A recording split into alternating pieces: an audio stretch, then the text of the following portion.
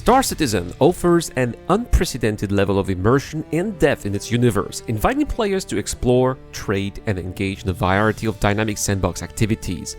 Yet, despite all of its ambition, one crucial system remains conspicuously absent: a player-driven marketplace that facilitates seamless trade of resources, rare items, and vehicles. Without such a system, many of the game's most exciting experiences end up feeling disconnected from meaningful progression.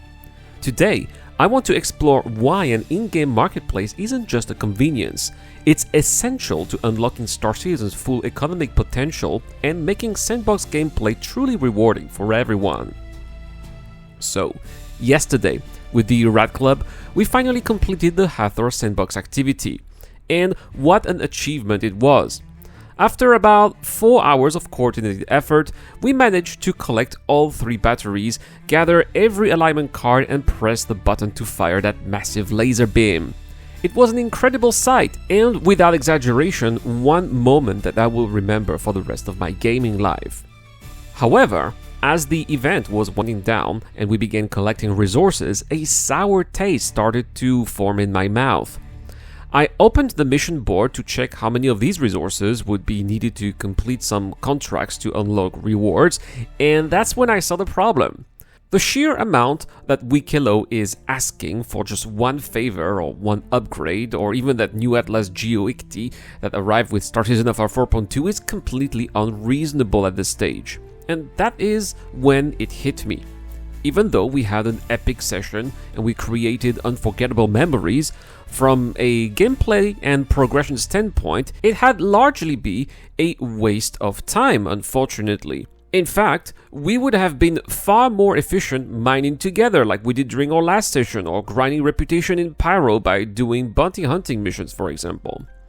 What really drove the point home was hearing how Admiral Gruffus, one of our crew members, managed to get his Atlas Geo Icti. Not through gameplay, but by spending a staggering 20 million Alpha UEC.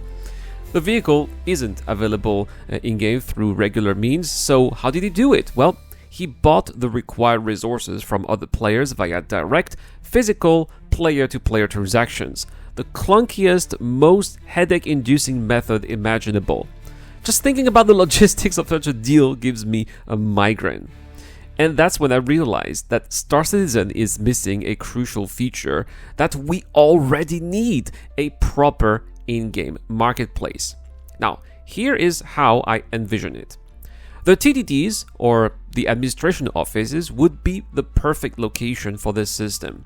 CIG wouldn't even need to reinvent the wheel here. They could simply add a new tab at the top of the existing trade terminal interface labeled Marketplace. Players would be able to list items stored in their local inventory and set the price at which they want to sell them. To finalize the listing, they would deposit the item using a freight elevator or some other local delivery mechanism, and once listed, the item would be locked and inaccessible until it's either sold or removed from the marketplace, or wiped with the next patch, perhaps. Hopefully not, just go back into our inventory. As for buyers, well, they would have to travel to the same TDD where the item was listed. Upon purchase, the item would be added to the buyer's local inventory and the seller would instantly receive the agreed payment. It would be quite simple and intuitive in my opinion, and in line with Star Citizen physical economy vision. But on top of that, if you want to know where the items will be located, I think that we could also have a new app in the Moby class, maybe a marketplace app that would tell us where the items that we want to have would be sold and where we would have to go to eventually buy them. Such a system would not only streamline player-to-player commerce, but it would also breathe life into the in-game economy. Whether you're a salvager, a rare vehicle hunter, or someone who loots bunkers for gear, your gameplay would finally have lasting value, not just in your own memory, but across the entire player ecosystem. I also believe that the marketplace will be an excellent way to encourage more players to take part in these sandbox activities in the first place.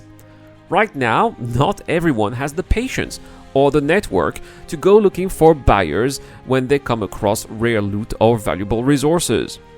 The current system places the burden entirely on the players to coordinate trades manually, often through clumsy and unreliable in-game exchanges. Likewise, not everyone is in a position to collect the full set of resources needed to obtain something like the Atlas GeoICT. But with a proper marketplace, we could easily imagine a situation where sellers list smaller quantities of the materials required by Wikelo, allowing motivated players to buy them piece by piece together, so that then they can eventually get the requires that need one transaction at a time. This would therefore create a win-win dynamic. Sellers, who would have had fun engaging with the sandbox content, would be rewarded not just with the experience, but with a meaningful financial return. Buyers, on the other hand, might not have the time, interest, or support to complete these activities themselves, but they would still have access to the items they want for the right price. In this way, the marketplace would become a bridge between different types of players, those who enjoy discovery, exploration, and dynamic content, and those who are more focused on efficiency, collection, or economic progression. Both playstyles would reinforce one another in a living, player-driven economy that finally starts to reflect the scale and ambition of Star Citizen. In conclusion, implementing a proper in-game marketplace would transform Star Citizen's economy and gameplay experience. It would give real value to the countless hours players invest in sandbox activities, create opportunities for all playstyles to thrive, and foster a dynamic player-driven ecosystem that's long overdue. I truly hope CIG takes this step soon, because it could be a game changer for the community, a game changer that we need right now. And before you go, don't forget that we have a Guardian MX giveaway. You can earn one of 10 entries by simply subscribing and commenting to any videos posted this month. Even more chances available via the Gleam contest, link in the pinned comment. And of course, Patreon and YouTube members have automatic entries. Thank you so much for your support, guys. Shout out to Dr. Frabento, Cartasius, Shadow Rise, the Key to Docker, and Zero Crusher. I have been Iran, and I'll see you guys in the next one.